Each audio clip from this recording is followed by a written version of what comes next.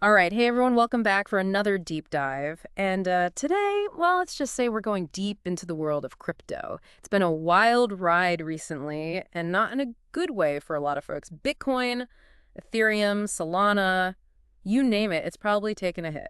Yeah, I'd say hit is putting it mildly. This is a full-blown crash we're looking at, and, well, it's making headlines for a reason. We got some pretty crazy stories coming out of this one. Okay, so we're talking real-time market data, reports from all the crypto news sites. Before we get to the juicy stuff, though, paint me a picture here. Just how bad is it? Well, let's start with the big one, right? Bitcoin. As of right now, it's sitting below 95,000, down more than 6% in the last 24 hours. Actually, it went below 96,000 first, and it just kept on dropping. Oof, that's rough. And what about Ethereum? I know a lot of people have been watching that one closely. Ethereum, yeah, that one's not looking pretty either. It's down to, wait, let me double check. Yeah, below 2,600. It's a drop of almost 16% in a single day. So we're talking, what, like a $400 drop in a matter of hours? That's insane. Pretty much. And it's not just those two. Either Solana, which has been making waves recently, it's down to below 200 USDT. It's a bloodbath across the board. Okay, so we've got major price drops everywhere. What happens when something like this goes down? What are we seeing in terms of, I don't know, consequences? Well, one of the biggest things is the sheer number of liquidations. Yeah. Basically, people are getting their positions closed out because the market's moving against them. Okay, now I know liquidations are kind of a complicated concept for anyone who's not deep in the crypto world. Can you break it down for us a little? What does that actually mean? Sure, so imagine you're using borrowed money to kind of boost your bet that a cryptocurrency is going to go up. That's called leverage, right? Now, let's say you borrow $100 to buy Bitcoin, but then the price drops. Suddenly, your position is only worth, say, $80. Because you borrowed that money, the lender, they might automatically sell your Bitcoin to make sure they get their $100 back. That's a liquidation.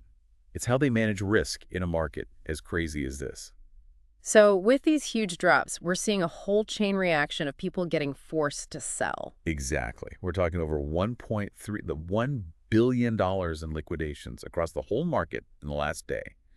And get this, 1.16 billion of that was long positions, people who thought the price was going up. Wow, that's a lot of money. I guess it goes to show you just how risky this stuff can be, especially with all that leverage you talked about. But, I mean, come on, when you have this much chaos, someone's got to be making money somewhere, right? Oh, absolutely. While most people are scrambling, there are definitely some who are capitalizing on all this. One story that's making the rounds is about this whale, a big-time crypto investor who made a killing shorting ETH. Hold on, shorting ETH. So they were betting the price would go down. That seems incredibly risky in a market that's, famous for going up. Oh, it is risky, no doubt, but if you get it right, it pays off big time. Yeah. This particular whale, we only know them as this string of numbers, 0 by 20.44 F5. They started shorting ETH sometime back in January when the price was around $3,388 or so. Yeah. And the crazy part is they did it with 50x leverage. Wait, 50x, so they were multiplying their gains and their losses by 50 times. That's wild. Yeah, this is high-stakes poker. We're talking about a position size of $137 million. Yeah. And their liquidation price, where they would have been forced to sell, was way up at $4,646. So as Ethereum was tanking, they were raking it in. Basically, their bet paid off big time. Over $50 million in profit, plus another $2.38 million just from funding rates, which is a whole other conversation. Okay, so we've got whales making millions, tons of people losing big. The whole crypto world's going haywire. It's like a financial thriller or something. It's definitely got all the drama, that's for sure. Yeah. And speaking of drama, get this. Even the Trump family is feeling the burn from this crash. Wait, the Trumps are involved in crypto. Now this I gotta hear. Yep, their crypto project. It's called World Liberty. It's taken a major hit, like $51.7 million lost. That's 21% of what they put in. Wow, even with all their money and connections, they couldn't escape this one. So what exactly did they invest in? They had a portfolio, right? ETH, WBTC, which is like Bitcoin on the Ethereum network, and then their own token, ENA. They made their investments between January 19th and 31st, back when things were looking a little rosier, I guess. Talk about bad timing. So how did it all shake out? Well, their losses are kind of spread out. 36.7 million on ETH. That's a 24.4% drop. WBTC is down 8 million, but a 12.1% loss. And ENA, their own token, that one got hit the hardest, down 43.7% to just 2.05 million. So even diversifying didn't save them from this crash. Makes you wonder if there's something bigger going on here, right? Like beyond the usual crypto ups and downs. That's a great question, and it's one we're going to dig into a little deeper as we, keep going down this rabbit hole. Could this be a sign of something more serious happening with crypto? Or is it just another wild ride in a market that's known for being wild? Well, that's what we're here to figure out, right? Okay, so we've seen some massive losses, these whales making some pretty bold moves, and even the Trump family getting caught in the crossfire. It's kind of a lot to take in. It is. Definitely paints a picture of a market that's, well, let's just say it's not exactly stable right now. But I think the real question is this just another crypto dip, or is there something bigger happening here? Right, because crypto is known for being volatile. But this just, I don't know, it feels different. Yeah, and I think it's because there are a lot of different things happening all at once, Yeah. both within the crypto market itself, and then you've got the whole global economy to think about too. Okay, so let's break that down. What are some of the internal factors that might be contributing to this crash? Well, first off, you just can't ignore how volatile cryptocurrency is. It's always been kind of wild ride, right? Prices swinging up and down all the time, Hmm. which is exciting for some people, but it also means it's risky, especially for long-term investors. So it's kind of like the Wild West of finance. High risk, high reward, gotta be quick on your feet. Yeah, kind of. The crypto market is still relatively young, and there isn't as much regulation as you see in traditional financial markets. That lack of regulation can lead to more volatility, but it also opens the door for things like market manipulation, scams, Mm. and then, of course, you get crashes like the one we're seeing now. That makes sense. And then you have those external factors you mentioned, like what's happening with global trade and the Federal Reserve and all that. How did those things play into this? They add a whole layer of uncertainty. When investors get nervous about the economy in general, they tend to pull back from riskier investments, and crypto is definitely seen as a risky asset. So people are worried about things like tariffs and interest rate hikes, and they decide to pull their money out of crypto. Exactly. It's all connected. And here's the really interesting part. This is all happening as crypto is becoming more mainstream. More businesses are accepting it. Even some big institutions are starting to invest. Yeah, I was just thinking about that. Wouldn't you think that more mainstream adoption would drive the price up? You would, but the thing is, as crypto becomes more integrated into the traditional financial system, it also becomes more vulnerable to the same forces that affect that system. So crypto is growing up, becoming more normal, but that also means it's losing some of its edge. I think that's a good way to put it. There's a trade-off. You get more stability and legitimacy, but you also lose some of that independence. It's a double-edged sword for sure. I mean, this crash could be a sign of crypto maturing, but it also makes you wonder how the crypto community is going to adapt. Right, that's the key question. Will this lead to a period of, reflection, a focus on building more sustainable projects? Or will it be seen as a temporary setback, a chance to buy low before the price goes back up? So it's a battle between pragmatism and optimism. You could say that. And there are valid points on both sides. The crypto market is unpredictable. No one knows what's going to happen. Speaking of unpredictable, we've been talking about Bitcoin and Ethereum. What about all those other cryptocurrencies? Are they all going down with the ship? That's a great question, and it shows how diverse the crypto ecosystem really is. While the major cryptocurrencies tend to move together, there are always some that do their own thing. Some might weather the storm better than others, and some might even do well during a downturn. So it's not a total wipeout for everyone. Not necessarily. And this brings us to another interesting aspect of this crash, the role of stablecoins. Right, stablecoins. For anyone listening who might not be familiar, can you give us a quick explanation of what those are and why they matter right now? Sure, so stablecoins are kind of like the more grounded members of the crypto family. Unlike Bitcoin or Ethereum, which are known for their price swings, stablecoins are usually pegged to something more stable, like the US dollar. That means their price doesn't fluctuate as much, so they're seen as a safer option in the crypto market. So they're like a safe haven in the middle of all this chaos. Exactly. And when there's a lot of turmoil in the market, like we're seeing now, people often move their money into stablecoins to try and protect it.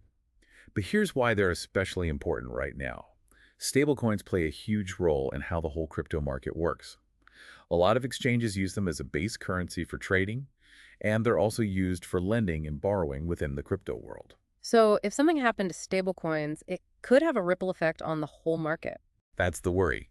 And it's something that regulators are really starting to pay attention to. The collapse of a major stablecoin could trigger a whole cascade of problems, potentially destabilizing the entire crypto ecosystem. That's kind of a scary thought. It seems like the whole future of crypto hinges on this balance between innovation, regulation, and just plain confidence in the market. And right now, that balance is being tested. Absolutely. And that leads us to the big question. What happens next? Is this the beginning of the end for crypto or just a bump in the road? That's a $1 million question. And I bet a lot of people are asking themselves that right now, from people who have been in crypto for years to those who are just starting out. It's a tough question to answer. Crypto is always full of surprises, but one thing's for sure. This crash has highlighted some of the big challenges that the crypto world needs to address if it wants to succeed in the long run. So it's a time of uncertainty, but also a time for reflection and maybe even opportunity. It's exactly. This could be the push that the crypto world needs to make some important changes, to build more reliable systems and focus on long-term sustainability. Like a forest fire that clears the way for new growth. I like that analogy. Yeah. And as we move forward, I think it's important to remember that crypto is still very young. It's constantly changing, full of surprises and challenges, but also full of potential. This deep dive has been, well, it's been a lot. We've gone from the market crash itself to these stories about whales and the Trumps, and now we're talking about the future of crypto. It's clear that this is a big deal. It is. It's a wake-up call, Yeah. a challenge, but also a chance for crypto to grow and mature. So before we wrap up, I want to go back to something you mentioned earlier about stablecoins. You said that regulators are worried about their stability. Can you tell us more about that? What are some of the specific concerns they have, and what are they doing about it? Yeah, it's been a big topic lately, and we've seen some cases where stablecoins hasn't been quite as, stable as they're supposed to be. Right. I think one of the biggest issues is transparency. With some of these stablecoins, it's not really clear what's backing them up. Like, what assets are they holding? How are they managing those assets? And could they actually convert them back to regular currency if things went south? So it's like a trust thing. Investors need to know that there's something solid behind the stablecoin, something that will hold its value even if the rest of the market is tanking. Yeah, exactly. And in some cases, that trust has been shaken. And that can lead to what's called a run on the stablecoin, where everybody tries to cash out at the same time, which of course can cause the stablecoin to lose its peg and maybe even collapse entirely. And that's bad news for everyone, right? Not just the people holding that stablecoin, but the whole market that depends on it. It's a big risk, and regulators are definitely aware of it. They're looking at ways to increase transparency and make sure stablecoins are backed by enough reserves to handle a crisis. So more regulation is probably coming. It sounds like the Wild West days of crypto might be numbered. It's definitely a possibility. Hmm. And, regulation is one of those things that people in the crypto world have mixed feelings about. Some people think it's necessary to protect investors and make the market more stable, which could help with mainstream adoption. But then others argue that it goes against the whole idea of decentralization that crypto is built on, that it stifles innovation. It's a tough balance trying to find that middle ground between protecting people and letting innovation flourish. But, speaking of investors, what would you say to someone who's listening to all of this and maybe feeling a little overwhelmed? Like, what should they do now? First of all, I would say don't panic. Crypto markets are volatile. Crashes happen. It's part of the game. Take a step back, breathe, and look at your investment strategy. So no rash decisions based on fear or FOMO. Exactly. Now's the time to think about your risk tolerance, make sure your portfolio is diversified, and remember that investing in crypto is a long game. That's good advice. And it's also a good reminder to never invest more than you can afford to lose. Absolutely. Crypto can be exciting, and there's potential for big rewards, but the risks are real. Don't get caught up in the hype and make emotional decisions. It's also important to remember that the technology behind crypto blockchain is still incredibly powerful. And it has the potential to change a lot of different industries. Yeah, I think that's crucial. This crash doesn't mean that blockchain is suddenly worthless.